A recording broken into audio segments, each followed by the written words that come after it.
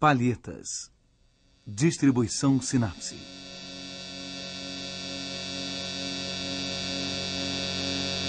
No canto de uma sala, perto de uma janela com vidros pequenos, um homem se inclina na direção de um globo celeste. Na sua frente, um tapete, livros, instrumentos científicos.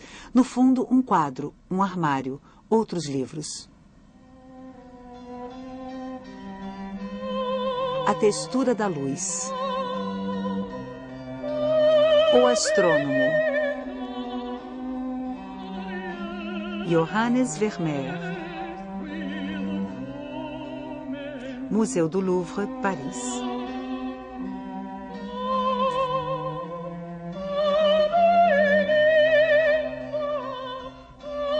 O astrônomo é uma tela muito pequena, 45 por 50 centímetros. Ela se parece com outra de dimensões semelhantes, o geógrafo, que se encontra no Museu de Frankfurt. O personagem é o mesmo. O geógrafo está debruçado sobre um mapa. Na sua mão, um compasso. As duas telas ficaram muito tempo juntas. Sua semelhança prenuncia uma das características da obra. Vermeer, pintor com apenas 34 quadros conhecidos, mas que são variações em série sobre enigmáticas cenas de interior. Cada quadro tem uma relação com os outros. Para compreender o astrônomo, é necessário entender todo o conjunto. 3 obras de sua juventude. Alcoviteira, Vermeer tinha 24 anos e era influenciado por Rembrandt. O Descanso de Diana e Cristo na Casa de Marta e Maria. Depois, Soldado e Moça Sorrindo, A Jovem Adormecida, A Leitora na Janela. A Leiteira. Mulher na Janela. Dama bebendo com um cavalheiro. Dama com 2 cavalheiros. O Colar de Pérolas. Mulher e a Balança. A Leitora de Azul. Concerto para 3 pessoas. Aula de música. Aula de música interrompida. Jovem com véu. Jovem com chapéu vermelho. A autoria de Vermeer é contestada. Jovem com turbante. A rendeira. A tocadora de violão. A tocadora de alaúde. Jovem escrevendo. Jovem com aia segurando uma carta. A carta de amor. Jovem escrevendo uma carta com aia. Dama tocando espineta. Dama em pé ao lado da espineta. 2 paisagens. Uma rua de Delft. Vista de Delft. 2 alegorias. A alegoria da fé. A alegoria da pintura. Pintor sem rosto. Pensou-se que ele havia se retratado em A Alcoviteira, como nos autorretratos de Rembrandt. Ou que aparecesse como cavalheiro, professor de música, geógrafo, astrônomo. Como ele mostrou sua mulher ou suas filhas, hipóteses sedutoras, mas impossíveis de serem verificadas. Alguns indícios nos arquivos da cidade de Delft. Ele nasceu e foi criado num dos lados da Praça do Mercado. Depois, viveu do outro lado após seu casamento com Catarina Bolemes. Ela era católica, ele era protestante. Talvez ele tenha se convertido. Ela lhe daria 11 filhos. Ele se inspirava no interior de sua própria casa ou inventava completamente seus interiores. Nos quadros de Vermeer, parece haver apenas 5 cômodos diferentes. O mais retratado é uma sala com piso de grandes lajotas pretas e brancas, com o qual o pintor se diverte fazendo inversões ou transformando os motivos. Quarto menor com piso de tabuleiro de damas e janela armoriada. Salão com grandes janelas duplas e parede cheia de azulejos de Delft. Um cômodo com uma janela mais rústica e cuja decoração é muito mais despojada. Enfim, uma pequena sala com janelas duplas, a sala do geógrafo e do astrônomo. A maior parte das cenas de interior se situa em um canto. À esquerda, as janelas e a luz. Ao fundo, uma parede paralela ao plano do quadro. Às vezes, vemos o sol e uma parte do teto, nunca o exterior. As proporções desses cômodos e as perspectivas são tão precisas que um estudioso pôde fazer os cálculos e concluir que Vermeer trabalhava sentado, muito perto do objeto pintado, com os olhos a cerca de 1,10 m do solo. O mesmo estudioso concluiu que o pintor devia medir entre 1,65 m e 1,70 m de altura. A partir das informações contidas apenas em O Astrônomo, foi possível reconstituir exatamente o cenário e verificar a fidelidade das luzes, das sombras e das proporções. Para passar do cenário de O Astrônomo ao de O Geógrafo, basta mudar o eixo da câmera e a iluminação. Em uma tela e outra, encontramos os mesmos objetos: a jarra, a cadeira com cabeças de leão, a viola de gamba.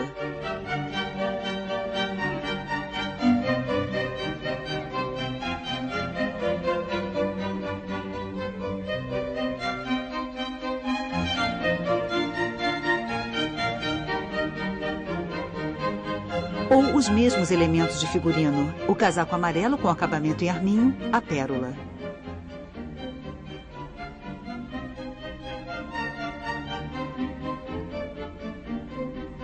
Muitas vezes encontramos mapas nas paredes. Todos são mapas autênticos vendidos na época, com os quais os holandeses gostavam de decorar suas casas.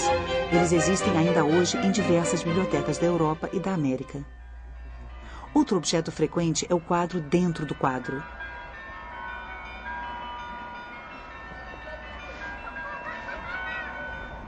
Alguns aparecem mais de uma vez. Vermeer possuía uma tela de Dirk van Baburen, a alcoviteira, que aparece em 2 dos seus quadros, mas com formatos diferentes. Esse quadro pertence hoje ao Museu de Belas Artes de Boston. Um outro quadro foi identificado como Moisés Salvo das Águas, talvez da autoria de Peter Lely. Ele aparece em O Astrônomo, mas com um formato muito reduzido. Em O Geógrafo, um mapa marinho substitui o Moisés. Em O Astrônomo, todos os outros objetos têm um papel preciso. Uma janela com vidros pequenos. Ela nos deixa intuir ao centro um escudo em vitral característico das casas de Delft. Um armário, profundo, quadrado, pode ser tanto de um cartógrafo quanto de um pintor. Um compasso, um instrumento familiar que permite medir as distâncias nos mapas ou traçar círculos. Um astrolábio, instrumento de origem árabe para calcular o calendário dos planetas e das estrelas. Um globo celeste, não é imaginário. Um raríssimo exemplar encontra-se hoje no Museu Marítimo de Amsterdã. As constelações e os signos do zodíaco estão nele representados com as imagens que vêm da antiguidade. A grande ursa, o escorpião, o caranguejo. Esse globo celeste está assinado por Jodocus Hondius, grande cartógrafo da época, junto com Mercator, e foi editado em 1600, ao mesmo tempo que um globo terrestre. É o globo terrestre que Vermeer pintou em O Geógrafo e em A Alegoria da Fé. Esse globo encontra-se hoje no Museu de Nuremberg. Um quadrante, sem dúvida uma espécie de calendário astronômico. Um livro, na página da esquerda, uma figura circular, na da direita, linhas de texto. Esses indícios permitiram que a obra fosse encontrada na Biblioteca de Leyde. É um tratado de Adriano Metius sobre a observação das estrelas. A edição pintada por Vermeer é a de 1621, diferente da primeira edição, datada de 1614. Por fim, o tapete. Vermeer muitas vezes faz com que ele ocupe grande parte da superfície do quadro. Ele permite ao pintor traçar dobras que distribuem sombras e luzes. Diante da ordem do cômodo e da leveza dos personagens, o tapete, com sua massa de matéria pesada, desordenada, um pouco ameaçadora, desloca o equilíbrio do quadro. Vermeer não dispunha de um ateliê particular. Ele trabalhava à luz do dia em cômodos comuns, mas ele combinava todas as possibilidades de iluminação das casas holandesas da época. Janelas superiores ou inferiores claras ou coloridas, venezianas internas ou externas, vitrais e cortinas permitiam-lhe modular a luz do sol.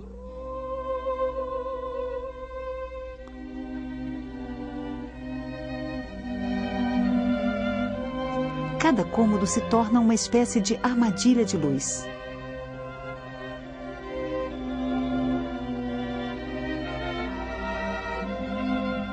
O pintor fica bem perto da parede esquerda e a cena é frequentemente iluminada pelas janelas situadas atrás dele. Sobre o jarro, o reflexo dessas janelas. Jogos de tapeçaria permitem que ele dose a luz. O dispositivo de luz é integrado ao quadro e aparece como os outros elementos decorativos. Em O Astrônomo e o Geógrafo, a mesma janela dupla é utilizada. Um batente fechado por uma veneziana e uma cortina. 2 batentes e muita luz com cortina em primeiro plano. Em O Astrônomo, a janela de onde provém a luz impõe seu perfil à imagem. Ela traça uma vertical repetida pelo armário ou pelo quadro. E uma horizontal repercutida no armário e nas suas saliências.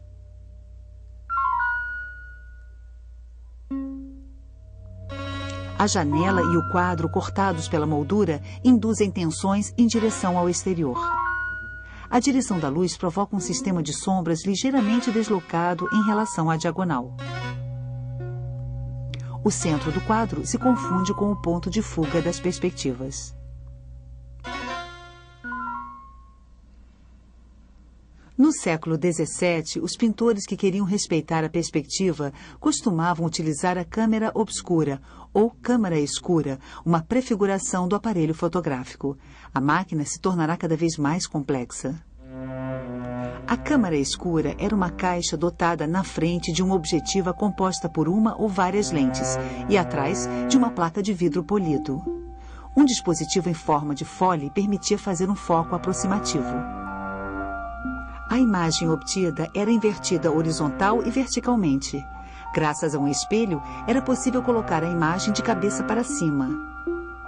Ela era então corrigida verticalmente, mas continuava invertida horizontalmente. Bastava traçar as linhas principais da imagem para colocar os volumes, as linhas e as perspectivas no lugar. Será que a estranheza das imagens de Vermeer deriva dessa visão fotográfica prematura?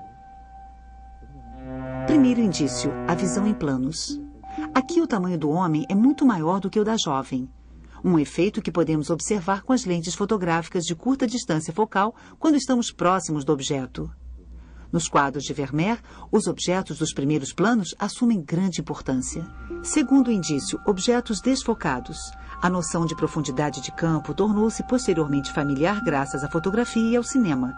Se o foco está nas frutas do primeiro plano, os vidros e a parede do fundo estão fora de foco.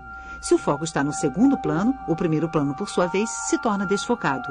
Enfim, se o foco está na parede ao fundo, o primeiro e o segundo planos ficam desfocados.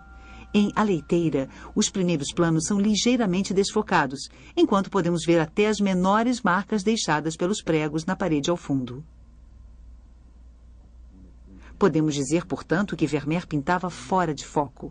De fato, se analisarmos os quadros de alguns de seus contemporâneos, podemos observar uma busca de realismo absoluto, um contorno preciso, uma iluminação muitas vezes codificada.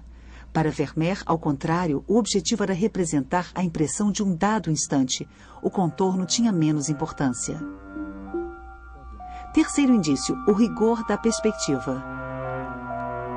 A perspectiva central é característica da visão fotográfica. Muitas vezes, quando a perspectiva provocava diminuição de proporções, os pintores trapaceavam. Vermeer aceitava totalmente a diminuição das proporções do braço da leiteira, da mão do pintor, da mão do geógrafo, ou ainda os excessos de luz que suprimem a aresta do nariz da jovem com véu ou da jovem com pérolas. Quarto indício, o pontilhismo. Se variamos o foco de uma lente, os reflexos brilhantes se espalham e acabam produzindo halos circulares ou círculos de confusão. Em vários quadros de Vermeer, no lugar exato onde os objetos estão desfocados, aparecem inúmeros pontos brilhantes.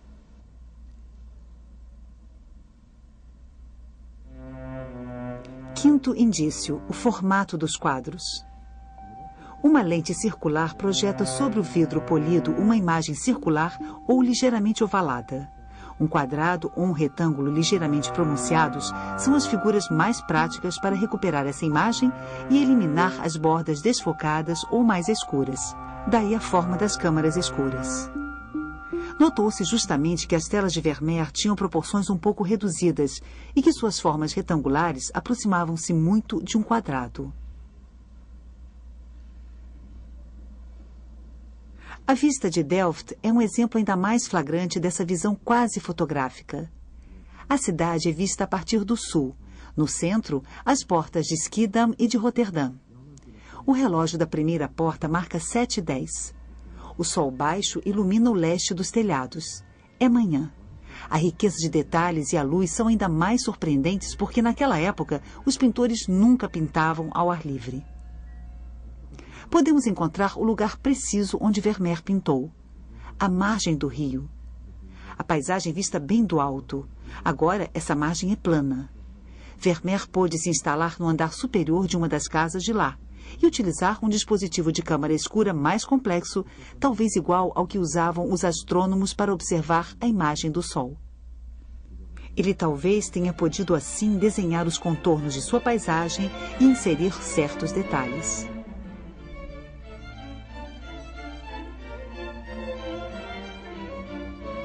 Perspectiva central. Continuismo. Formato quase quadrado.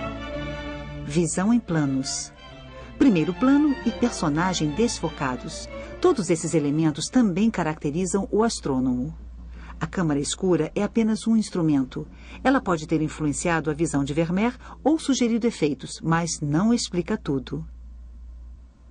O astrônomo foi pintado sobre uma pequena tela de linho, esticado num chassi de madeira e mantido esticado graças a travas de madeira que foram substituídas depois por pregos metálicos que criaram leves tensões nas fibras. O tecido da tela é muito fino e deve ter sido coberto por um verniz escuro. Em A Alegoria da Pintura, o pintor aplica diretamente suas tintas sobre um verniz cinza, após ter traçado com greda ou pincel contornos que talvez tenham sido decalcados anteriormente no vidro polido da câmara escura.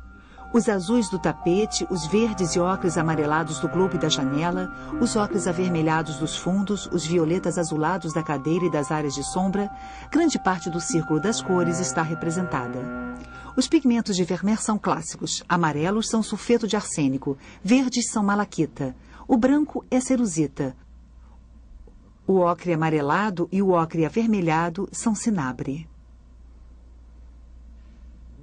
Um dos pigmentos preferidos do pintor era o azul ultramarino tirado do lápis lazuli. Ele aparece muito em todos os quadros e serve de base para todas as sombras. Vermeer não usava preto.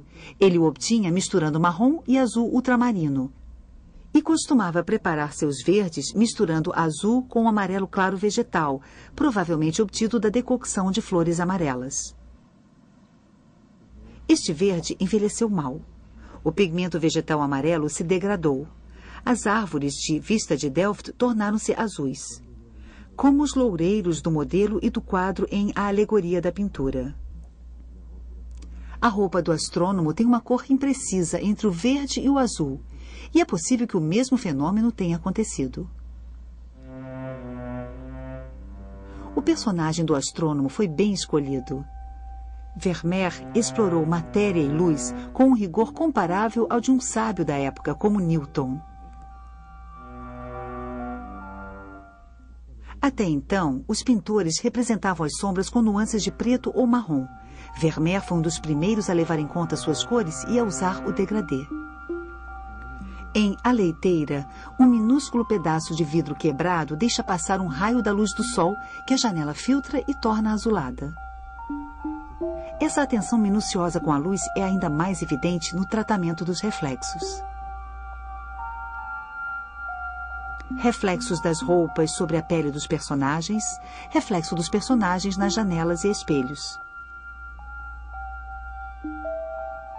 Os reflexos organizam todos os espaços e modelos de um rosto.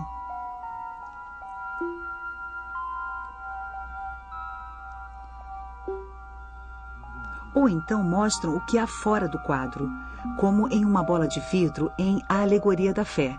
Vemos aí o sistema de janelas abertas ou fechadas.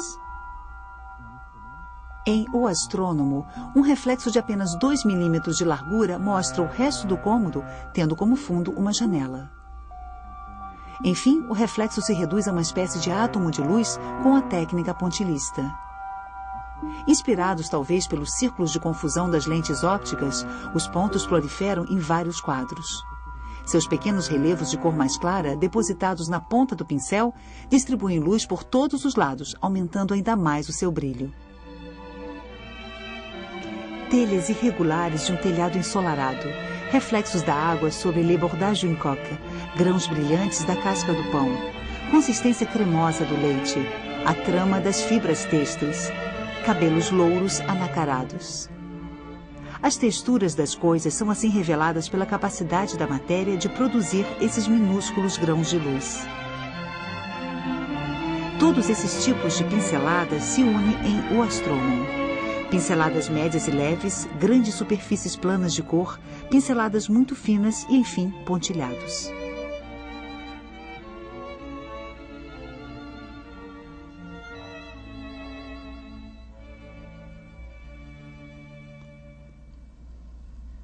O quadro é assinado e datado de 1668.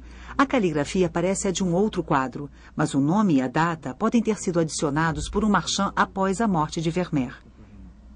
A trajetória de O Astrônomo foi de fato muito movimentada. Com O Geógrafo, fez parte de vários leilões na Holanda. Os 2 quadros foram levados para a França em 1785. As finanças reais, em baixa, não permitiam que fossem comprados, e os quadros retornaram à Holanda. O Astrônomo foi vendido em Amsterdã em 1797 e 1800. Vai parar em Londres em 1863. Reaparece no inventário de Léopold Double em Paris. E vai para a coleção de Alphonse Rothschild, grande colecionador das escolas nórdicas. A partir de 1938, os nazistas começam a saquear os bens dos judeus em toda a Europa. O Astrônomo é confiscado com as coleções dos Rothschild. Destinado ao futuro museu que Hitler queria construir em Linz, o quadro é recuperado depois da guerra em uma mina de sal, junto a milhares de outras obras de arte, e restituído ao seu dono. Após um acordo entre o barão Guy de Rothschild e o Estado, O Astrônomo, o último quadro de Vermeer que pertencia a uma coleção particular, uniu-se à rendeira nas salas do Louvre em 1983. O primeiro grande texto sobre Vermeer, de autoria de Tore Burger, foi publicado pela Gazette des Beaux-Arts em 1866. Vermeer foi redescoberto, os museus disputavam suas telas, a pintura penetrava na literatura.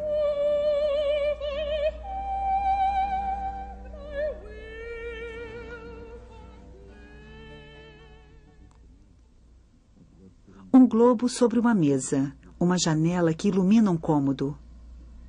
Um homem que se inclina. A cena parece clara. O astrônomo levantou-se ligeiramente de sua cadeira para girar o globo celeste e verificar um dado de seu livro. Da mesma forma, o geógrafo, debruçado sobre um mapa, suspende seu gesto, levanta por um instante os olhos e parece pensar. 2 telas complementares, 2 atividades de pesquisa muito em voga durante um século no qual as grandes expedições marítimas rivalizavam em glória com as descobertas dos astrônomos. O tema do sábio no seu estúdio era frequente na época. Vermeer. Momentos suspensos no limite da sonolência, do sonho. Nesse mundo de paz, a perturbação de cenas por vezes ambíguas. Olhares que transformam o espectador em testemunha. E a letra, insistente, obsessiva, que convida a todas as interpretações. De fato, as cenas retratadas por Vermeer parecem ter significados que hoje nos fogem. Uma mulher em pé na penumbra segura uma balança. Na parede, um julgamento final no qual as almas são pesadas. Um raio de luz revela que a mulher está grávida. Talvez Vermeer esteja evocando a questão teológica do livre-arbítrio. A alma da criança que vai nascer está ou não predeterminada. Quanto ao astrônomo, ele tem um precedente famoso. O doutor Fausto de Rembrandt recebe uma revelação da luz. Que revelação pode estar recebendo o astrônomo de Vermeer? Pensou-se que o Moisés pudesse lembrar a proibição de se observar o Sol, os planetas e as estrelas estabelecida pelo profeta. Mas o texto de Matthews, exatamente na página mostrada no quadro, faz uma alusão aos patriarcas, os primeiros observadores das estrelas. E Moisés, responsável pelo êxodo do Egito, muitas vezes foi associado à geografia e às viagens. Ele ocupa em O Astrônomo o mesmo lugar que o mapa marinho em O Geógrafo. Os 2 quadros poderiam significar o caminho espiritual do homem. Outra possível interpretação. Durante muito tempo, o astrônomo foi chamado de o filósofo ou de o astrólogo. Moisés, salvo das águas, simboliza às vezes o nascimento de uma criança. Na época de Vermeer, astrologia e astronomia ainda se misturavam. Uma criança é esperada. A fim de fazer seu mapa astral, o astrólogo se inclina em direção ao globo celeste, onde podemos distinguir claramente o signo de Libra. Os dois quadros formariam uma espécie de fábula sobre os 4 elementos do simbolismo clássico. O tapete de O Geógrafo evoca a cor e a textura da Terra. Seu mapa marinho evoca as águas. O globo celeste de O Astrônomo evoca o ar. Moisés, o mundo aquático. A luz do sol que banha os dois quadros equivaleria ao fogo. Nos motivos do tapete, vemos lado a lado figuras contorcidas e formas estranhas que parecem uma repetição do bestiário fantástico do globo celeste. Outras leituras são possíveis. Se o astrônomo retrata um lugar cuidadosamente fechado, cada objeto nos remete ao mundo fora do quadro, ao infinito. A janela aberta nos remete ao exterior e à luz. Os livros, ao saber. O quadro no quadro a um outro momento da história da humanidade. Os instrumentos, à matemática. O globo, às estrelas. E os reflexos nos remetem a mais outro espaço, o espaço do pintor e da representação.